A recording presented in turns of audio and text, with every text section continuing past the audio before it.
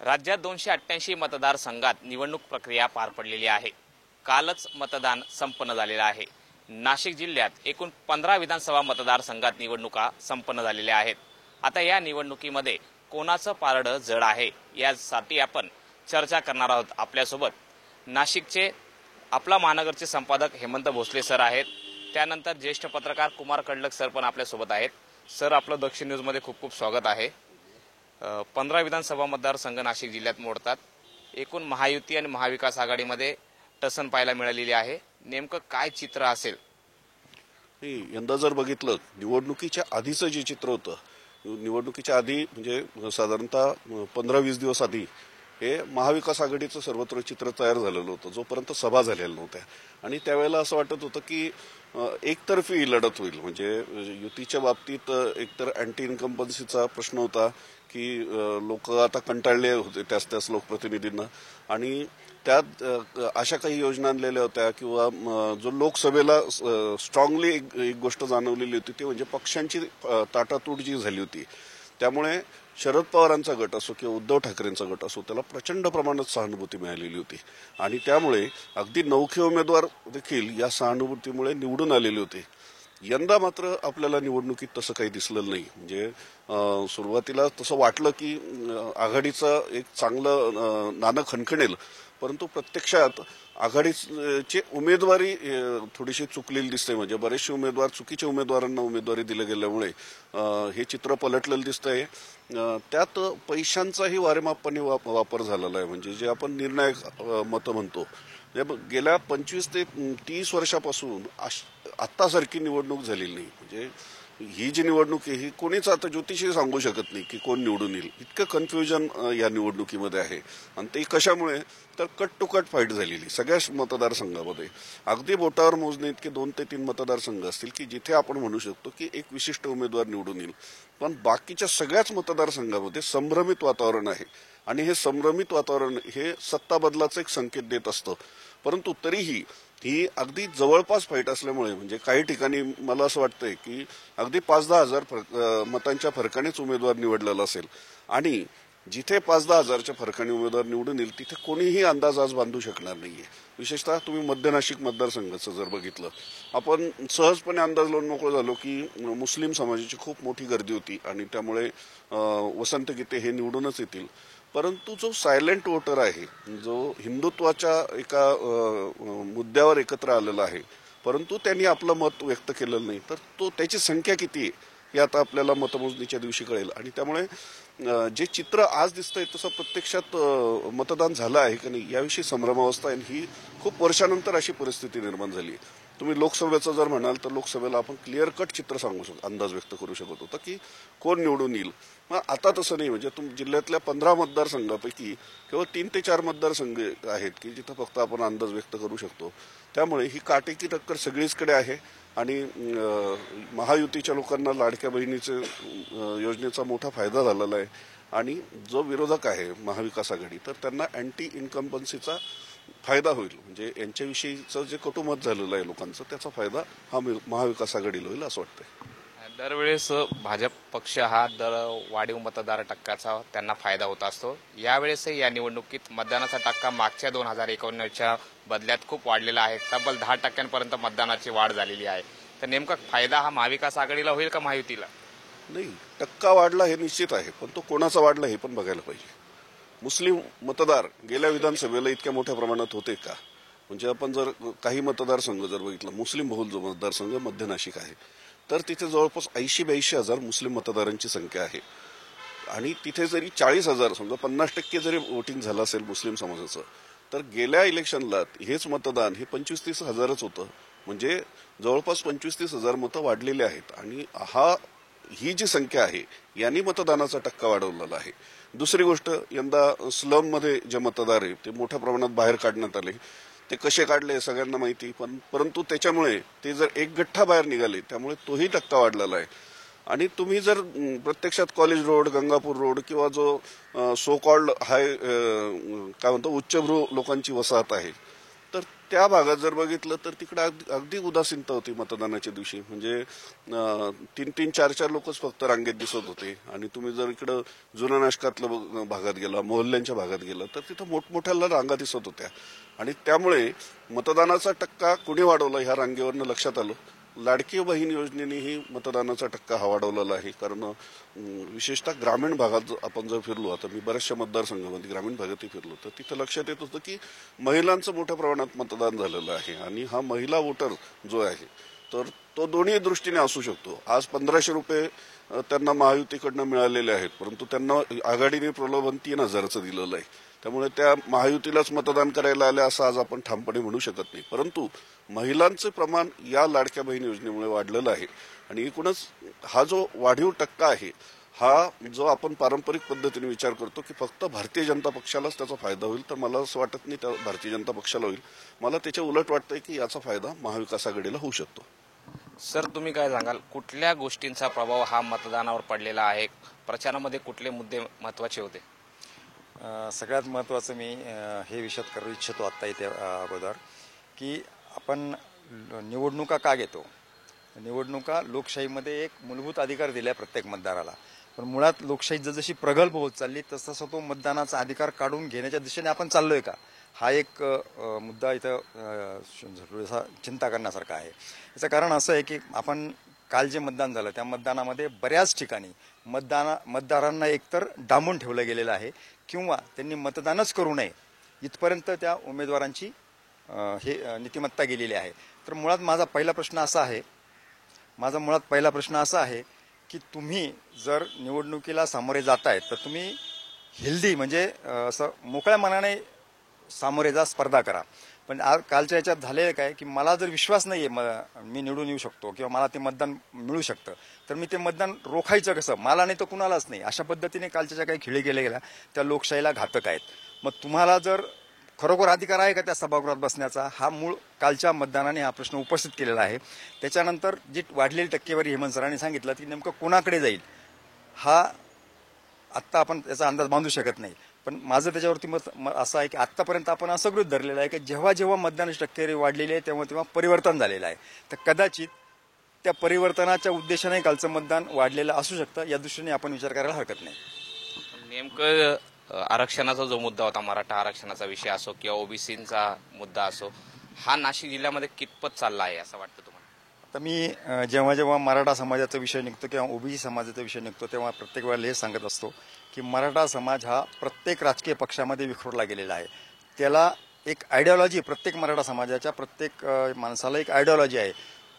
कुणी पुरोगामी आहे, कुणी हिंदुत्ववादी आहे, कुणी पुरोगामी हिंदुत्ववादी आहे, अशा 3 प्रकारामध्ये तो विभागला गेलेला आहे. त्याच्यामुळे ज्या त्या मराठ्याने ज्या त्या पक्षाशी निष्ठा दाखवलेलीच आहे, त्या त्या तत्वाशी निष्ठा दाखवलेलीच आहे कालच्या निवडणुकीमध्ये. त्याचा असा सांगोपांग इतका मोठा परिणाम होईल असं नाही. पण काही ठराविक मतदारसंघ सोडले, नाशिक जिल्ह्यातले 3 ते 4 मतदारसंघ असे आहेत की ते मराठा आणि ओबीसी या वादाचा नक्की फटका उमेदवारांना बसणार आहे. सर, कोणते ते मतदारसंघ असू?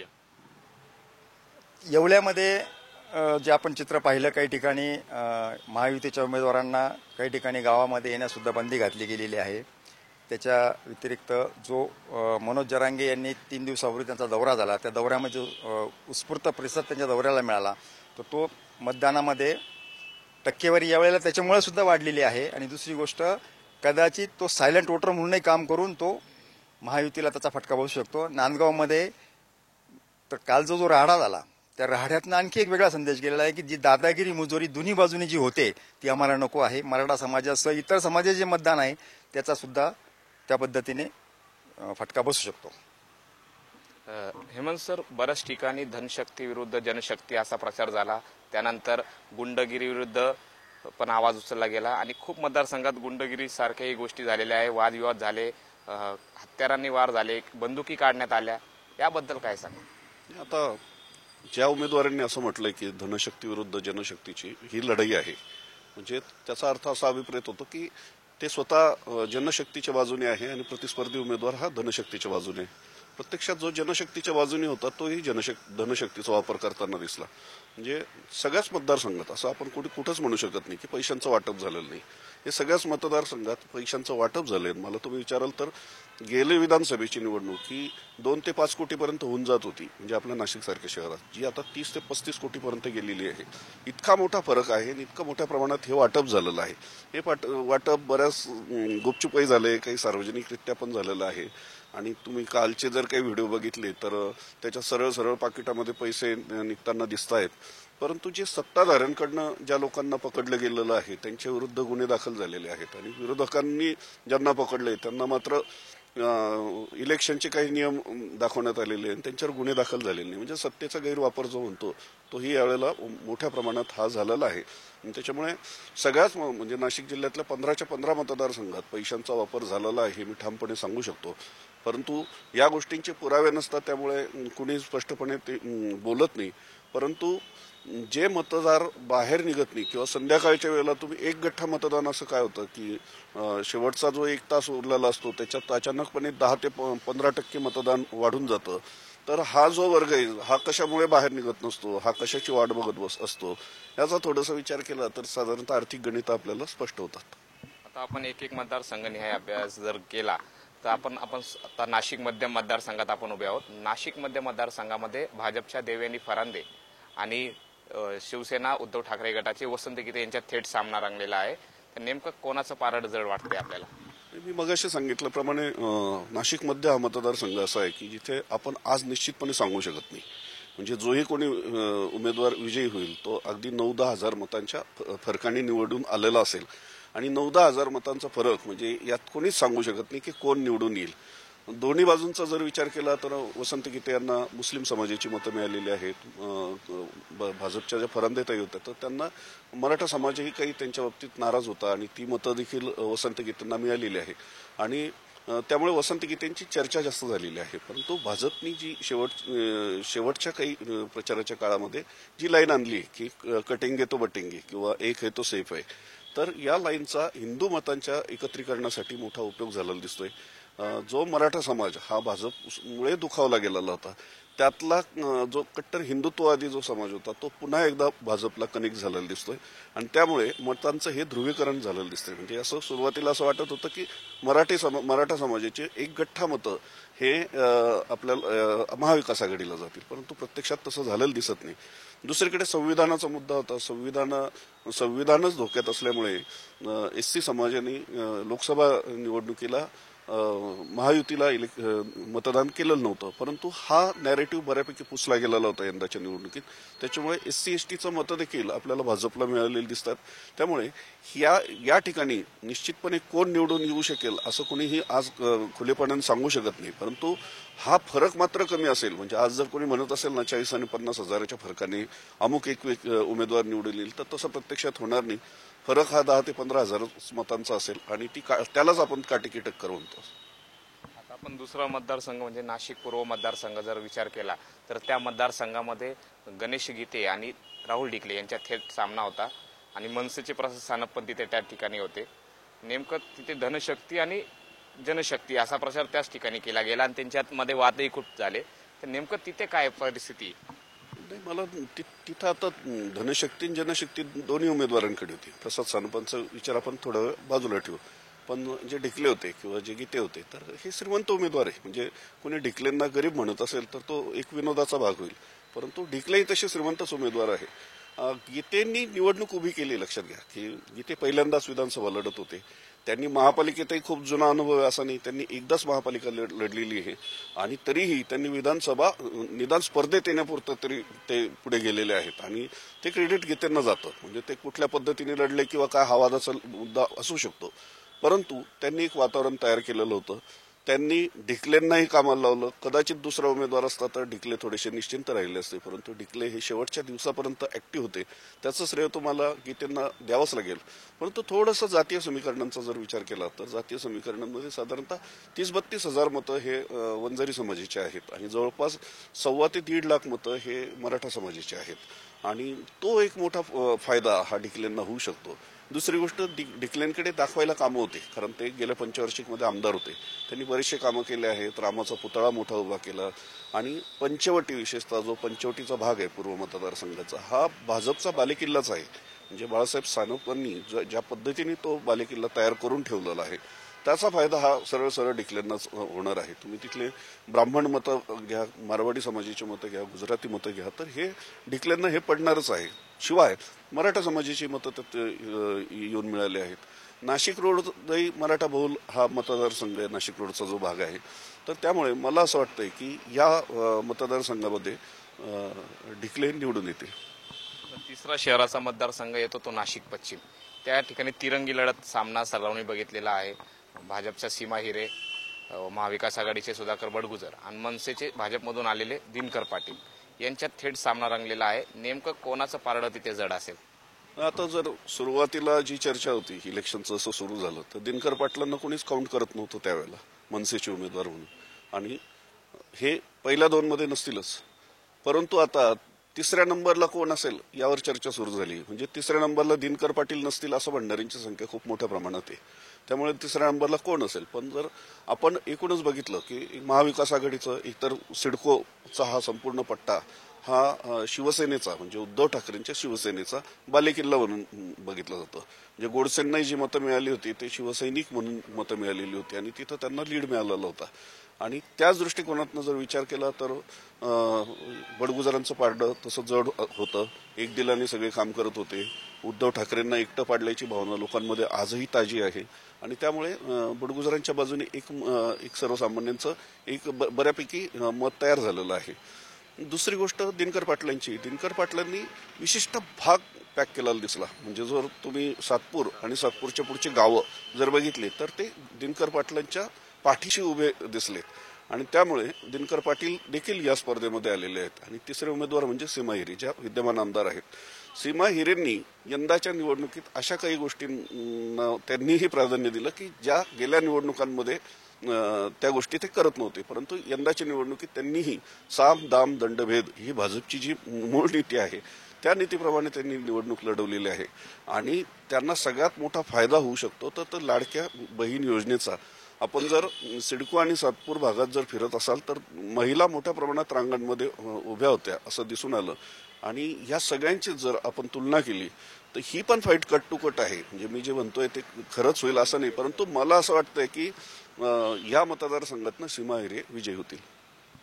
चौथा मतदारसंघ तो शहरालाच लागून आहे, तो देवळाली मतदारसंघ. त्या ठिकाणी माझं पहिल्यांदाच सरोज आहिरे या निवडून आलेले आहे आणि त्यांची विकासाची गंगा ही त्यांनी तिथे बरीच केलेली अशी चर्चा आहे जेव्हा आम्ही फिरलो तिथे आमचा कौल घेताना. पण पुन्हा नाना घोलप यांची सुपुत्र योगेश घोलप तिथे उमेदवारी करताय आणि शिवसेना माहितीतलाच एक घटक पक्ष आहे, त्याच्यातले तहसीलदारबाई जे आहेत त्याही त्यांनी मध्ये रिंगणात आहे. तर नेमकं तिथं कसं चित्र असेल? आता तहसीलदारबाई म्हणजे डॉक्टर राजश्री आहेरराव, तर यांचं सुरुवातीचं काय चित्र होतं की यांना उमेदवारीच मिळणार नाही. हा उमेदवार नाही म्हणून लोक त्यांच्याकडे बघत होते. अचानकपणे त्यांनी शिंदे गटाची उमेदवारी. म्हणजे काय झालं की सत्तेतले दोन उमेदवार म्हणजे एकीकडे अजितदादांच्या गटातले दुसरीकडे एकनाथ शिंदेच्या गटातले उमेदवार, या दोघांची उमेदवारी त्यांच्याकडे होती आणि त्याचा सरळ सरळ फायदा हा घोलपांना होईल असं मानलं जात होतं. प्रत्यक्षात निवडणुकीत तसं झालेलं दिसत नाहीये. म्हणजे राजश्री आहेररावांनी 100% फाईट दिलेली आहे. प्रत्येक मतदारसंघात प्रत्येक गावामध्ये त्या फिरलेल्या आहेत. इलेक्शनसाठीच्या ज्या स्ट्रॅटेजी असतात त्या देखील त्यांनी राबवलेल्या आहेत. परंतु थोडीशी यंत्रणेची कमतरता मला जाणवली, कारण पक्ष देखील कन्फ्यूज होता. म्हणजे शेवटपर्यंत आता हेमंत गोडसे नक्की कोणाच्या बाजूने होते, भाऊसाहेब चौधरी नक्की कोणाच्या बाजूने होते हे समजायला मार्ग नव्हता. मध्यंतरी मध्येच राजश्री आहेररावांनी पाठिंबा दिला सरोज आहिरेंना, तर असा एक पत्र सगळीकडे व्हायरल झालं आणि त्याच्यामुळे मतदार हा कन्फ्यूज झाला. त्यामुळे या सगळ्या कन्फ्युजनमुळे राजश्री आहेरराव निवडून येत नाही ही गोष्ट स्पष्ट झालेली आहे. आता उरतो प्रश्न सरोज आहेर आणि घोलप फॅमिलीचा. घोलप फॅमिलीचं जर बघितलं तर आता अँटी इन्कम्बन्सी आहे घोलप फॅमिलीला. यापूर्वी वारंवार निवडून दिलेलं आहे समाजाने आणि तिकडच्या, परंतु मतदारसंघाचा विकास किती झालेला हा एक प्रश्न आहे. आणि त्यामुळे घोलप फॅमिली आणि आत्ताच्या ज्या सरोज आहेर आहेत तर त्यांनी जी कामं केलेली आहेत म्हणजे गावाखेड्यांमध्ये त्यांनी केलेली कामं पोहोचलेली आहेत आणि यंत्रणेचा त्यांनी चांगला वापर केलेला दिसतोय. म्हणजे त्यांच्याकडे प्रॉपर यंत्रणाही होती आणि ते सगळं जर ही समीकरणं जर बघितले तर असं वाटतं की या मतदारसंघामध्ये सरोज आहेर हे निवडून येतील. आता आपण ग्रामीण मतदारसंघातला काही आढावा घेऊया. सिन्नर मतदारसंघ हा माणिकराव कोकाटेंचा बालेकिल्ला समजला जातो आणि महाविकास आघाडीचे राजाभाऊ वाजे यांना लोकसभेमध्ये तिथे सर्वात जास्त लीड पण मिळाला होता. तिथे आता महाविकास आघाडीने उदय सांगळे यांना उमेदवारी दिलेली. तर नेमकं काय चित्र आहे तिथे? सिन्नर मतदारसंघामध्ये विद्यमान आमदार सत्ताधारी आमदार म्हणून माणिकराव कोकाटे यांना त्यांनी केलेल्या कामाचा फायदा होईल असं आजचं चित्र आहे. त्याच्यानंतर जातीय राजकारण ज्याला म्हणतो त्याचाही फायदा साधारण ती जी बाजू आहे ती ही माणिकराव कोकाटेंकडेच झुकते. कारण दुसरा एक उमेदवार तिथे होता स्वराज्याचा, त्यांनी चांगल्यापैकी वातावरण निर्मिती केली होती. परंतु स्वराज्याने ऐनवेळी जे काही हे केलेलं आहे किंवा स्वराज्याला जे काही स्वराज्याला निवडणुका कशा लढवायच्या किंवा राजकारण कसं करायचं याचं अजून जाणीव झालेली नाही. अजूनही ते राजघराण्याच्या याच्यातच आहेत. त्याच्यामुळे तो एक सहानुभूती जी निर्माण झाली होती तीही पुन्हा आता त्यांनी हे केल्यामुळे ते मतदान सुद्धा कोकाट्यांकडेच जाईल आणि सिन्नरमध्ये सुद्धा वंजारा आणि मराठा अशी फाईट आपल्याला पाहायला मिळेल. पण जास्तीत जास्त आजचं जे चित्र आहे ते माणिकराव कोकाट्यांच्या बाजूने आपल्याला दिसतंय.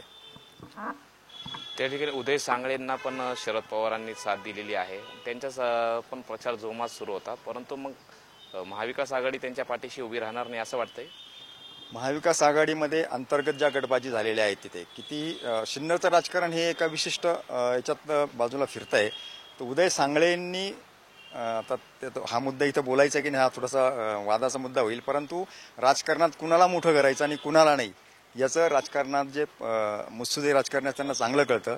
आता ज्यांनी कितीही पाठिंबा दिला तरीही राष्ट्रवादीचे जे लोक आहेत तिथं पदाधिकारी ते किती प्रमाणात प्रचारात उतरले होते युवा याच्यामध्ये. आणि पुन्हा तिथं एक सुप्त जे आहे सिन्नरमधल्या राष्ट्रीय स्वयंसेवक संघाने कुणाचं काम केलं हा एक महत्त्वाचा मुद्दा आहे. त्याच्यावरती हे सगळे निर्णय लागणार आहेत. तसंच मतदारसंघ आहे दिंडोरी मतदारसंघ. त्या ठिकाणी महायुतीचे राष्ट्रवादीचे उमेदवार नरहरी झिरवाळ आहेत आणि माजी आमदार यांच्या सुपुत्री चारोस्कर मॅडम पण तिथं लढत देत आहे.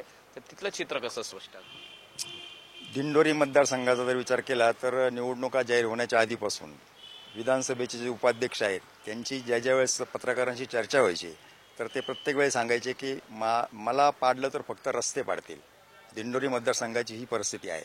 म्हणजे तुम्ही ज्या विधानसभा मतदारसंघाचं प्रतिनिधित्व करतात तिथले काय प्रश्न आहेत आणि ते तुम्ही सोडू शकला नाहीत हे काही दिवस तुम्ही स्वतः कबूल केलेला आहे. त्याचा फटका या निवडणुकीमध्ये बसू शकतो. दुसरी गोष्ट चारोस्करांविषयी एक वेगळी सहानुभूती आहे. त्या सहानुभूतीच्या चारोस्करांनी चांगल्यापैकी फाईट दिलेली आहे. पण तरीही हेमंतजींनी सांगितल्याप्रमाणे अनेक मतदारसंघ असे आहेत की तिथे आपण अंदाज आज व्यक्त करू शकत नाही. त्यालाच लागून एक मतदारसंघ येतो कळवण मतदारसंघ. त्या ठिकाणी कम्युनिस्ट पक्षाचे जे.पी. गावी त्यांचं वर्चस्व आहे. परंतु नितीन पवार यांनी मागच्या वेळेस त्यांचा थोड्याशा मतांनी पराभव केलेला होता. नेमकं यंदा काय चित्र असेल, बदल होईल? कळवण सुरगाणामध्ये मतदानाची टक्केवारी वाढलेली आहे आणि ती टक्केवारी परिवर्तनासाठीच वाढलेली आहे असं माझं ठाम मत आहे.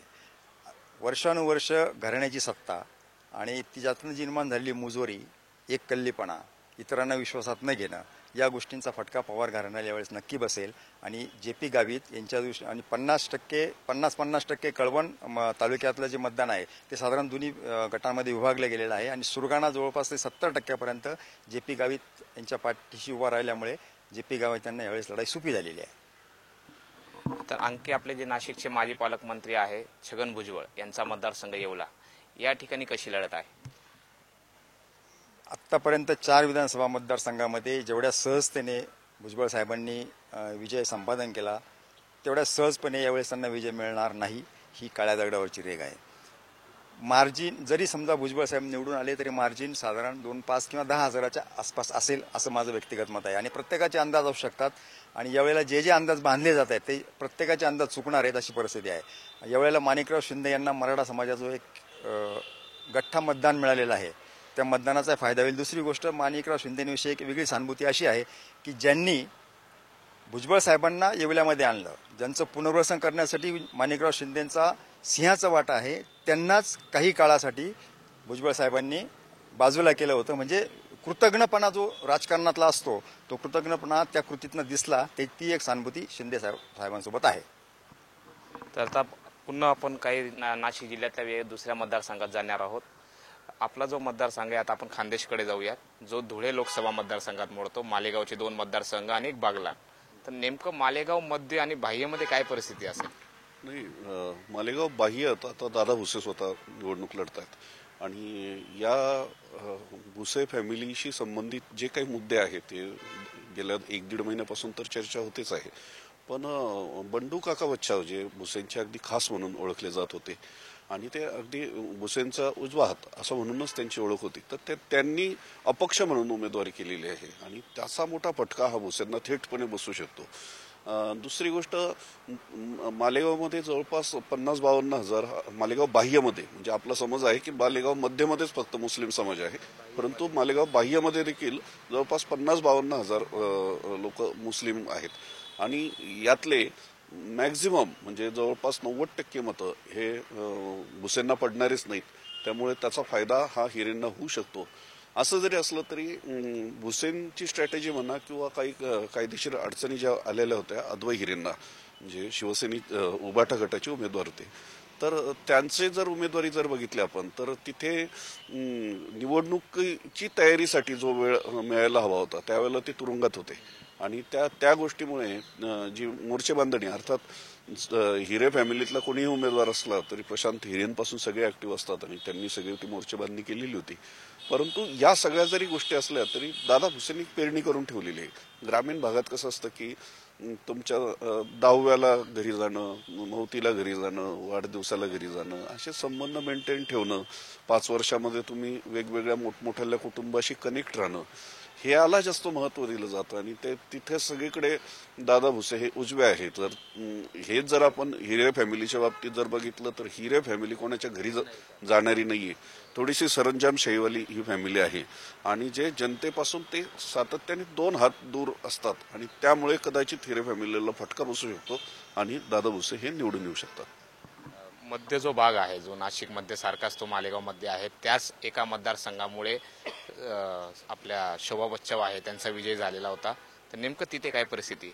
मालेगाव मध्ये आता साधारणतः रिझल्ट तिथला लागलेलाच आहे की तिथं काही म्हणजे युतीने उमेदवारच दिलेला नाही सगळ्यात महत्वाचं. तर त्यामुळे आता तिथं काँग्रेसची लढाई आहे आणि काँग्रेसलाही तिथं किती मतं मिळतात, कारण काँग्रेसचं जे राजकारण आहे, तुम्ही जर राज्यभरातलं राजकारण यावेळेसचं जर बघितलं तर गृहीत धरलेलं होतं की सुरुवातीला कसं होतं की हुकमी एक्का काँग्रेस असेल असं म्हटलं जात होतं, पण तो इतका ओव्हर कॉन्फिडन्स आलेला दिसतोय की त्यांनी ही निवडणूक तितकी सिरियसली घेतलेली दिसत नाही. म्हणजे तुम्ही साधा आपल्या इगतपुरीचं जरी उदाहरण घेतलं तर त्यांचे राष्ट्रीय अध्यक्ष येत आहेत आणि मांडव पडतोय. म्हणजे नियोजन काय असेल की राष्ट्रीय अध्यक्ष ज्या सभेला येणार आहे त्याचा जर मांडव इतका कुचकामी असेल तर निवडणुकीची तयारी किती कुचकामी ही काँग्रेसची असू शकते हे साधारणतः दिसतं. त्यामुळे तिथं काँग्रेसचा उमेदवार पडेल असं वाटतंय. ते ज्या सपाच्या शहाणे हिंद आहे त्यांचाही खूप जोरदार प्रचार चालू आहे, त्यांची नावाची चर्चा आहे. नाही, येणार तर मुस्लिम उमेदवारच आहे आणि या दोघांमध्येच फाईट होईल आणि तुम्ही म्हणतात तसं त्यांचं नाव चर्चेत आहे. चालू तसं आता तुम्ही इगतपुरीचा उल्लेख केला. इगतपुरी मतदारसंघामध्ये माजी आमदार जे आहे हिरामन खोसकर, ते काँग्रेस पक्ष सोडून राष्ट्रवादीमध्ये आले, म्हणजे ते महायुतीत सहभागी झाले आणि एक यंग तरुण चेहरा म्हणून काँग्रेसने लकी जाधव यांना दिलेला आहे. तर तिथे काय परिस्थिती असेल? नाही, लकी जाधवांचा एक चेहरा चांगला होता, परंतु थोडासा राजकीय अनुभवाचा कमतरता यंदा जाणवलेली आहे. दुसरी गोष्ट, काँग्रेसची ही साथ तिथं फारशी त्या उमेदवाराला मिळालेली दिसत नाही. म्हणजे ज्या सभाविभा होणं गरजेचं होतं, एक माहोल तयार करणं असतो, तो माहोल तिथं तसा तयार झालेला दिसला नाही.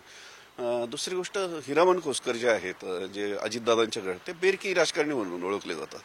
ते असे सर्व पक्षी असतात. म्हणजे तुम्ही जर मागच्या वेळेस जर बघितलं तर ते काँग्रेसचे आमदार होते, काँग्रेसच्या सभांना कधी आले नाही, पण इतर पक्षांच्या कार्यक्रमांना मात्र दिसतील.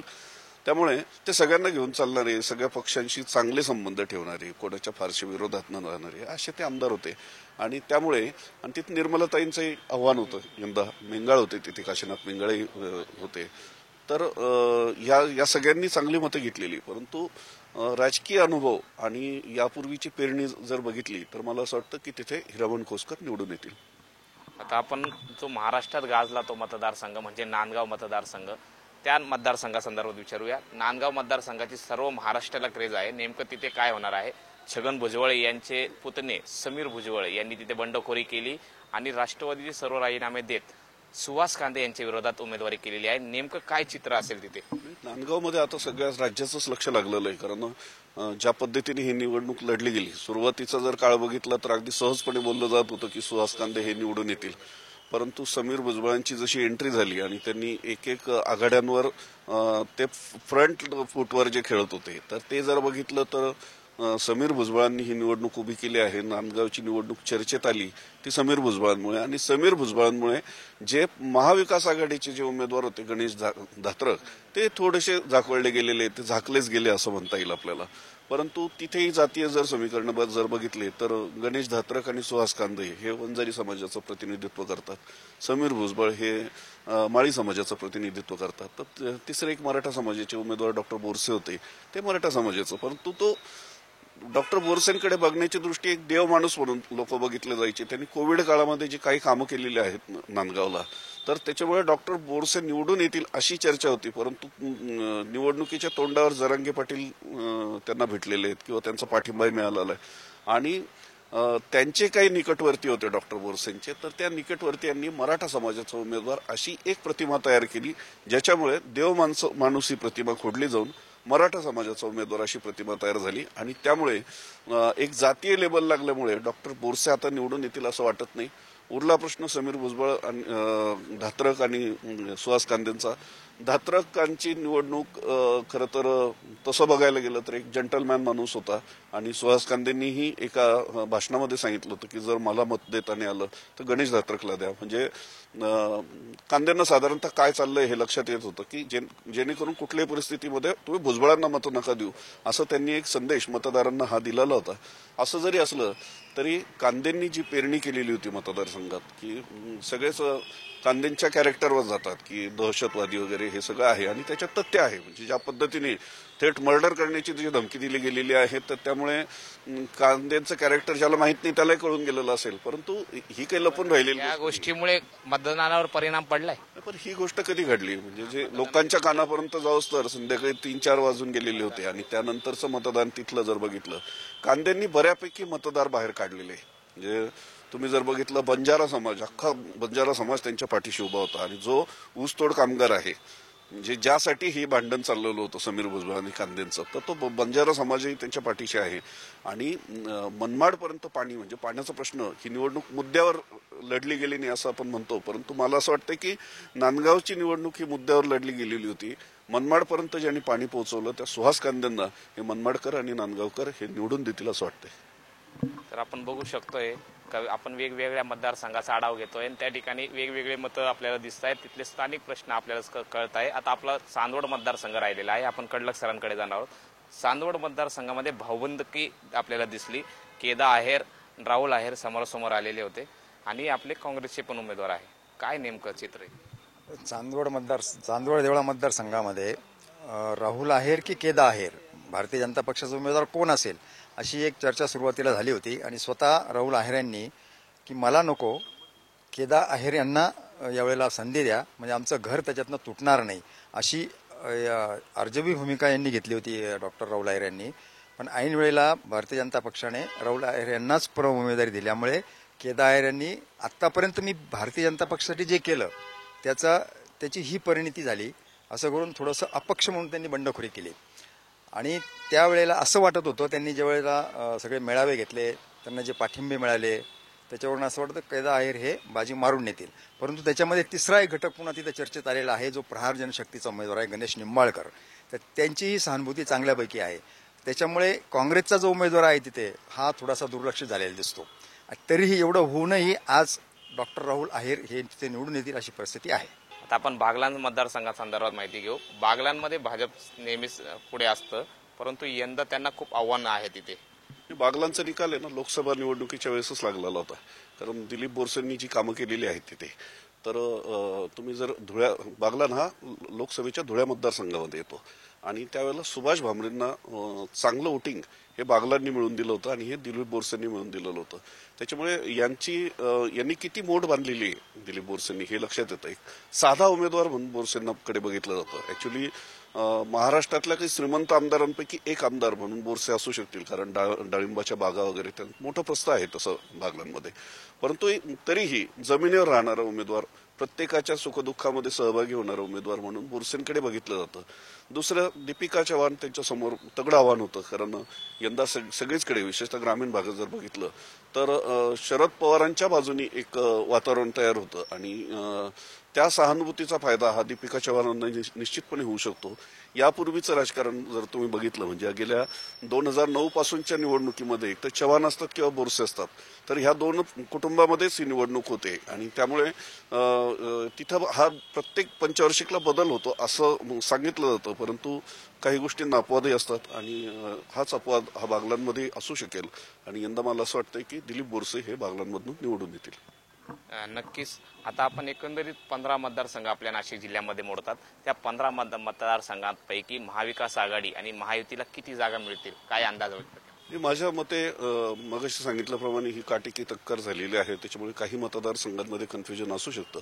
परंतु जर बोट ठेवायचे झाले कुठले निवडून येतील आणि कुठले, तर मला असं वाटतं की साधारणतः 8 ते 9 मतदारसंघांमध्ये महायुतीचे उमेदवार असतील आणि 5 ते 6 मतदारसंघामध्ये महाविकास आघाडीचे उमेदवार निवडून येतील. तर आपण बघू शकतो का हेमंत भोसले यांनी जो अंदाज व्यक्त केला आहे त्यानुसार 8 ते 9 मतदारसंघामध्ये महायुतीचे सीट निवडून येऊ शकता आणि बाकीच्या उर्वरितमध्ये महाविकास आघाडीचे निवडून येऊ शकता. कडलक सर, आपण काय सांगाल, काय आकडा असू शकतो? हेमंत सरांनी आपल्याला जो अंदाज दिला त्याच्यामध्ये थोडा 1-2 टक्क्याचा फरक पडू शकतो आणि जो माझं जे काही निरीक्षण आहे त्याच्याप्रमाणे 1 किंवा 2 जागा अपक्ष किंवा इतर पक्षाला जाऊ शकतात. तर आपण बघू शकतो अंदाज वेगवेगळे असतात, कौल आपण देत असतो, परंतु शेवटी 23 तारखेला जो निकाल लागणार आहे त्या निकालामध्येच नेमकं काय समोर येतं हे आपल्याला पाहावं लागेल. परंतु महाविकास आघाडी आणि महायुतीमध्ये काटेची टक्कर नाशिक जिल्ह्यामध्ये तरी बघायला मिळते आहे. असं चित्र संपूर्ण महाराष्ट्रातही असेल आणि शहराचा जर विचार केला तर शहरामध्ये आपण जो विश्लेषण केलं त्यानुसार भाजपचं पारडं जड वाटतंय, परंतु शेवटच्या क्षणी काही होऊ शकतं. त्यामुळे नेमकं 23 तारखेला कोण जिंकणं हे पाहणं आता महत्त्वाचं ठरणार आहे. कॅमेरामन धनंजय खांबेकरसह करण सिंग बावरी, दक्ष न्यूज, नाशिक.